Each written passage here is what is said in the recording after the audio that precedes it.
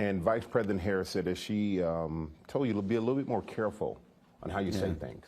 Be careful. Like he's a fucking child. This shit pisses me off, bro. It's funny because this motherfucker didn't want to do this at all. I don't think he ever had higher office aspirations like this. And now he has to look like a fucking goddamn cuck every day of the week. Now you have to sit there and look servile for a dying campaign. Michael's exclusive interview with Governor Tim Walz. Michael, you sat down with him in his home state of Minnesota. Yes, George, I did sit down with Governor Tim Walz, and we covered a lot of ground. The Damn, issues, bro, what did you guys talk about? You look distraught. At the top of the voters' minds, the economy, the comments that he's made about his life that turned out to be untrue or possibly misleading, and concerns that this election might be disrupted. But I started off by asking him what he would have done differently from President Biden.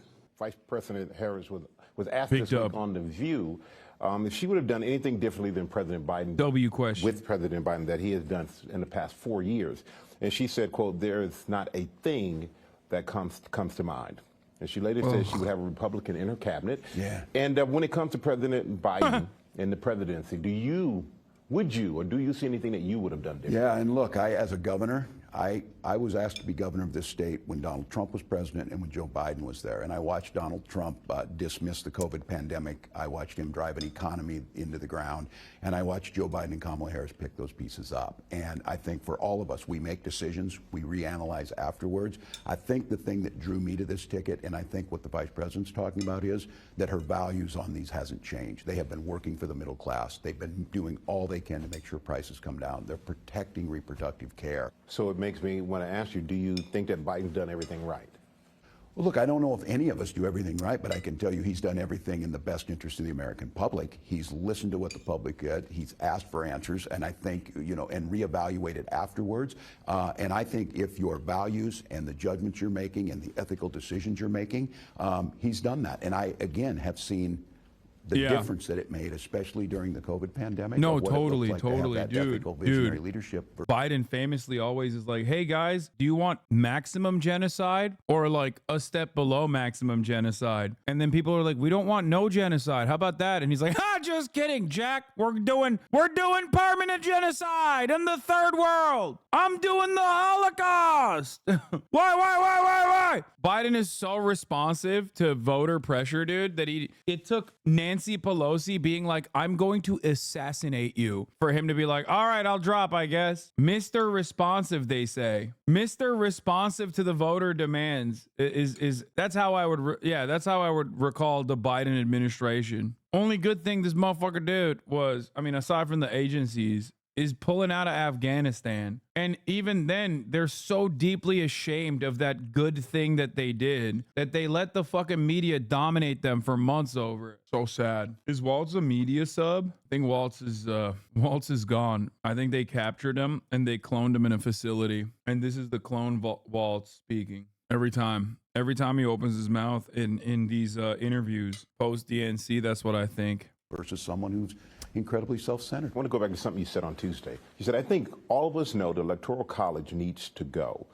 But the campaign came out later that night, and they said that's not their stance. Yeah. Well, it's not the campaign's position. And the point I'm trying to make is that there's folks that feel every vote must count in every state. And I think some of folks feel that's not the case. Our campaign does that. And the point I'm saying is I'm in 5 states in 2 days. Bro, he's like, bro, that's like the real Waltz coming out. He's like, ugh! Like, and then they just like hit him with the pro-Israel stroke gun again. Like he almost came out for a second. The real Waltz almost came out and they were like, "We'll use the stroke gun on you. You'll say Am Israel Chai on television. I swear to God. We'll use the pro-Israel stroke gun that we used on Fetterman. You shut the fuck up about the Electoral College. We like it." Yeah, they got a shock collar under that fucking collar. We're out there making the case that the campaign's position is clear, that that's not their position.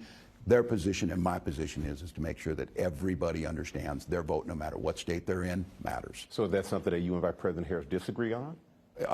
I have spoken about it in the past, that she's been very clear on this, and the campaign, and my position is the campaign's position. And let's talk about the economy. That is the top issue for voters out there. 74% of voters said the past year they've had to cut back on groceries because of the rising costs, of course.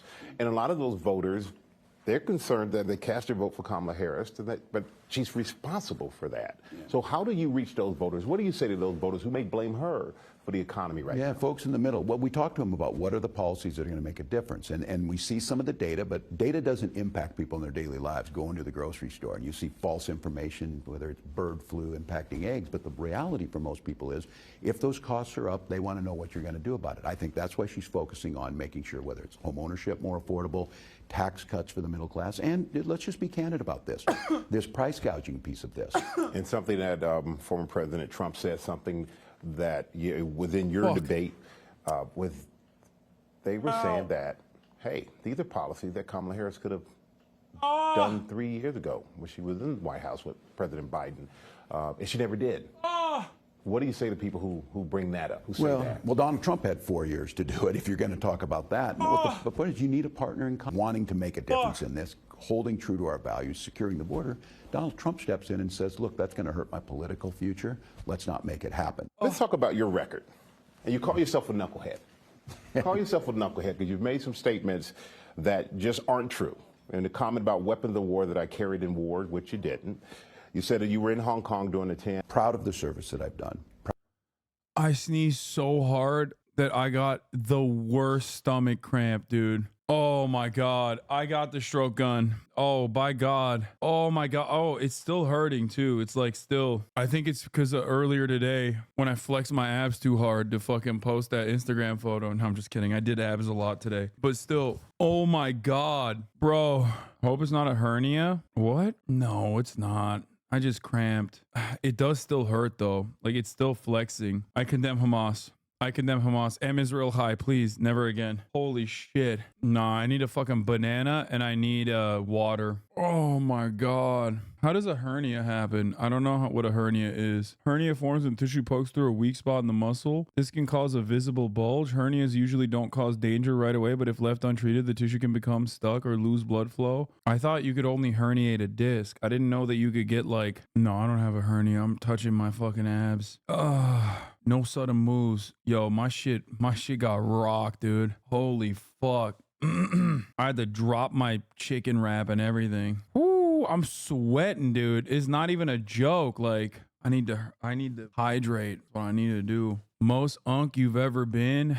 I know my shit got sauced. Go to urgent care. Shut the fuck up, chat. It's Unktober. Oh my God. That's gonna be a fucking clip too. God damn it. That's so fucking annoying. I should have just, fuck. We genuinely thought you had an orgasm? Yeah, dude, I nutted. I nutted that hard. In the past, I have nutted so hard that I've actually had an ab cramp. All right, let's finish. Proud to be a teacher in that classroom.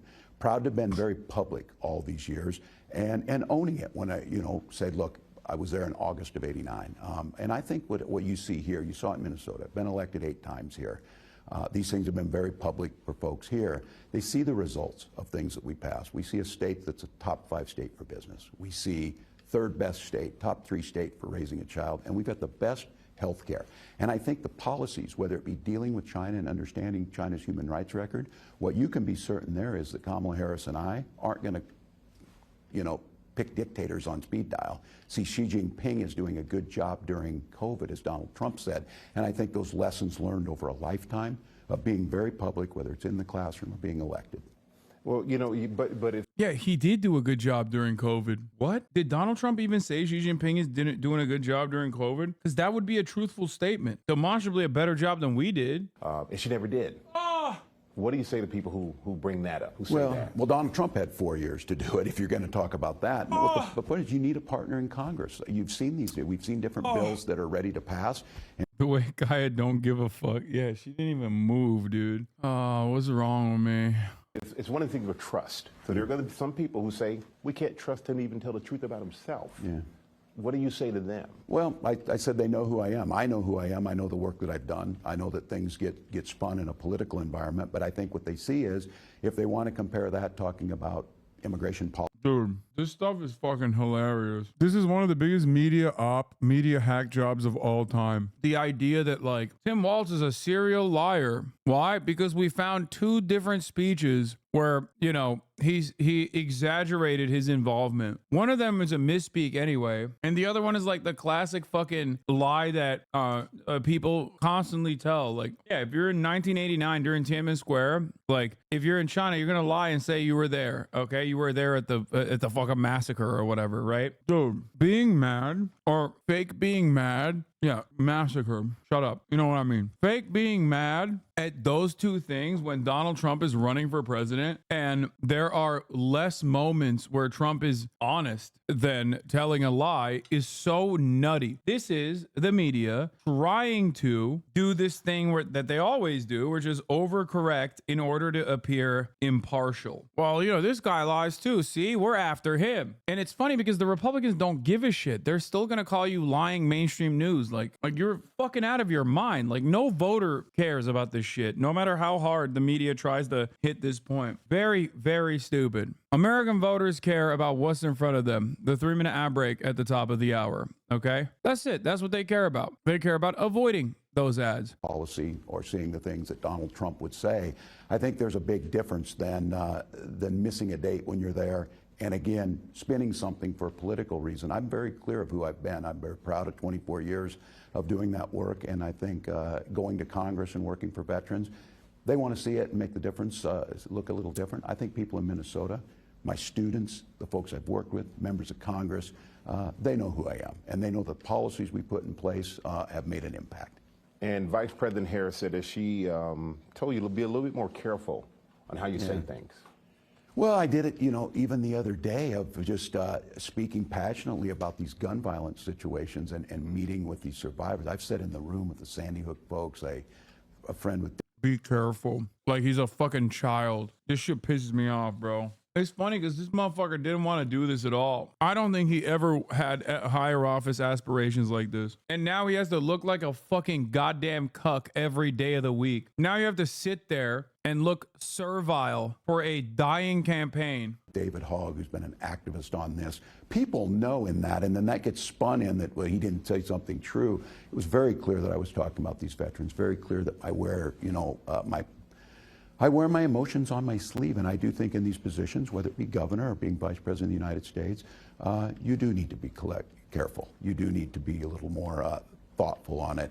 And I think what you see is as someone who's been in classrooms a lot, I've been around coaching a lot, I speak passionately, and I... Bro, just fucking flip the script. What's wrong with you? What are you, a donkey? Be like, what are you talking about, dude? What the fuck are you saying? Yeah, okay, I misspoke twice. Donald Trump is not misspeaking when he says immigrants are eating cats and dogs. He's not misspeaking when he says immigrants are ruining the blood of the American nation. He's not misspeaking when he lies about undocumented migrants killing 100,000 Americans every year. That's deliberately a lie that he tells. Really? We're going to have a conversation about whether or not I saw the Tiananmen Square in 1989? Like, what the fuck are you talking about? I won 8 governor races! Or not 8 governor races, but like however many. I was a goddamn congressperson and a goddamn governor that was very successful, okay? What the fuck are you talking about, dude? Be for fucking real. Be for real, dude. There is not a single issue you can point to Tim Walz on that the Republican Party doesn't do tenfold. What the fuck? This shit pisses me off, dude.